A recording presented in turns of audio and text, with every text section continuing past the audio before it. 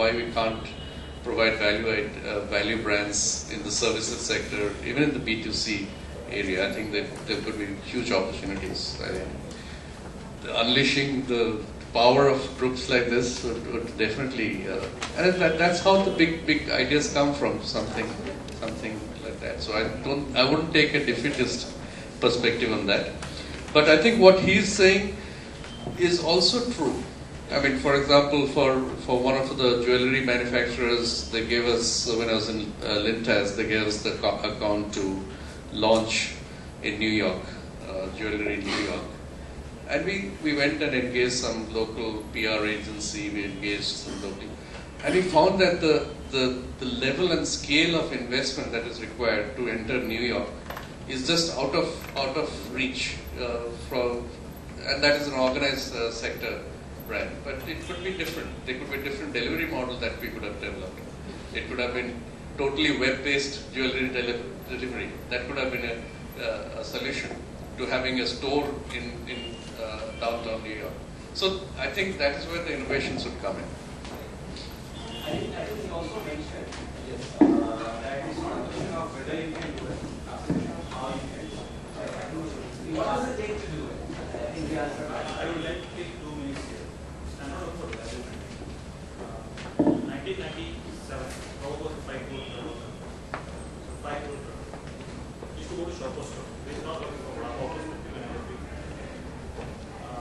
Shopper Store, all the big brands introducing क्या problem मान लेते हो 6 महीने का पैसा नहीं no dealers no it is great see what happened at that particular Zoya brand was in Louis Philippe most of the people tend to dress in blue and white who was the first person who said and then dress in pinks and all those colors you see orange yellows he said there is a market where and men never change habits the female would thrive in fashion he suddenly got provided and few other people who I remember 3 flights up he arranged a small meeting and then छोटा सा पैसे में 2 पैसे में 3 flights up 100 lady celebrities to try and he called John Abraham and Dino Mato again through network not through media and then he said off the rack they came with shirt and pant removed their shirts got into a piece that created a major thing on the fashion sector. It was written on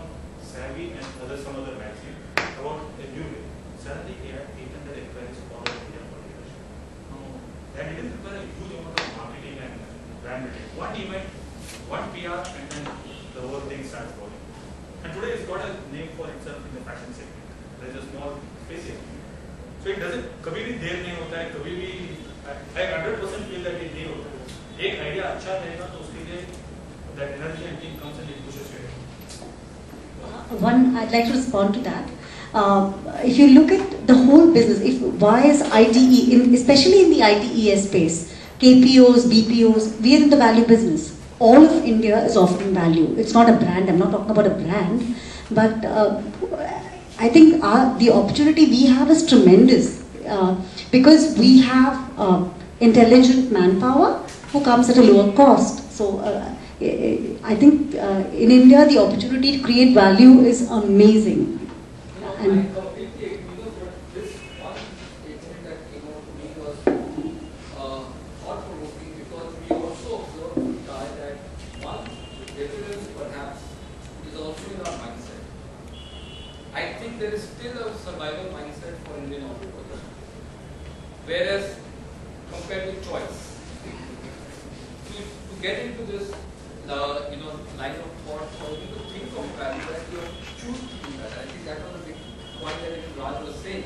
You got to apply yourself on a completely different scale.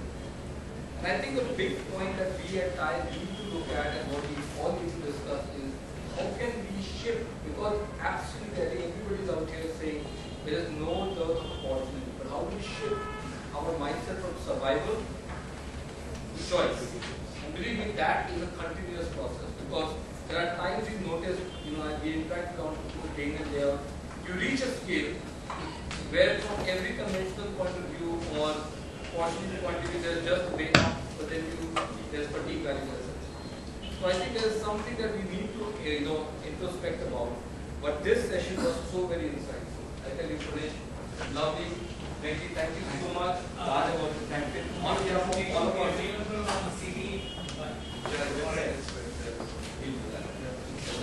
on behalf of all of us friends, this is a small token, and actually on behalf of them as well. It's a contribution we are making to social cause in the building program. Manish, thank you so much for your time. Friends, before we move on, but I think I'm not enough. Today we are starting a very new initiative, and I really want as many of you to try and leverage. You know, TiE itself has been going up the curve, and we've been noticing that the new members are coming in large numbers, and we are starting this monthly session on orienting and induction for members. The big point here is that believe me, this is not going to be any boring PPT, but it's going to be a conversation. We've already got about 20-30 new members who signed up. We'll be having it after an hour from now. I request as many, even if you're not doing within TiE, because there's so much happening within TiE today, so much that this chapter that TiE Mumbai is planning and doing, we want to involve you all in it.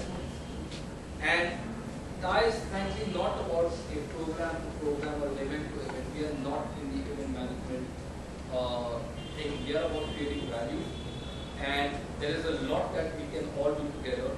If time permits for as many of you, if you've not already signed up for that, please stay back for some time. If it's a new initiative, we also would like to see and get your inputs. Okay, that will start from an hour from now after lunch. Lunch is down. Executive cafeteria. No, cafeteria. The cafeteria on the ground floor. So I think let's enjoy lunch and then meet up.